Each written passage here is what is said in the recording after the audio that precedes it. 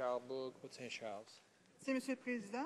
Le député de Welland n'est peut-être pas avocat, mais il nous a parlé avec honnêteté et sincérité. On le remercie.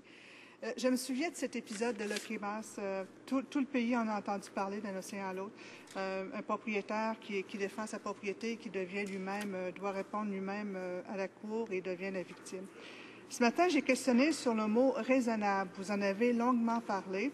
Et je pense sincèrement et personnellement qu'il faut mieux définir ce terme qui est parfois très élastique. Et j'aimerais ça puisque ça semblait aussi vous toucher, que vous me parliez là-dessus. Le mot « raisonnable », si on le laisse tel quel, il est vraiment, peut signifier quelque chose pour les uns et signifier autre chose pour d'autres. Alors, pourriez-vous me dire qu'est-ce qui sera entrepris pour essayer de définir, mieux encadrer ce mot? L'honorable député de Welland.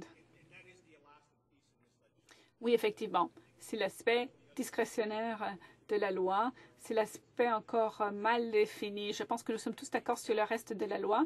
Reste à s'entendre sur ce qui est raisonnable. C'est un mot subjectif. Par exemple, dans le cadre du droit de l'assurance emploi, et on se présente devant la commission, ils vont souvent parler de ce que ferait une personne raisonnable. Donc là, on ne parle même pas de droit criminel, on parle tout simplement de droit civil. Et là encore, on parle de ce qui est raisonnable. Alors, vous avez raison, il va falloir bien définir le mot raisonnable.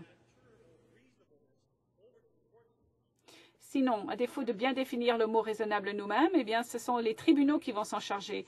Et si un juge décide de définir le mot raisonnable très vaguement ou de façon très large et l'autre de façon très étroite, eh bien, nous nous retrouverons à nouveau devant la Cour suprême.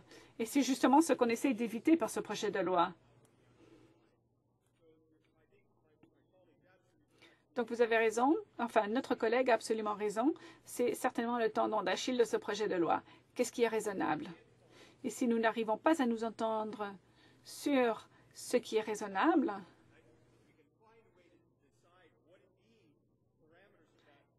si nous n'arrivons pas à nous entendre sur les paramètres de ce qui est raisonnable, eh bien, nous aurons échoué. Donc, nous devons absolument couler ces paramètres et bien définir ce qu'un citoyen raisonnable peut faire ou non. Ceci afin que les citoyens puissent agir sans peur et sans reproche et se demander si leur défense est permissible ou non.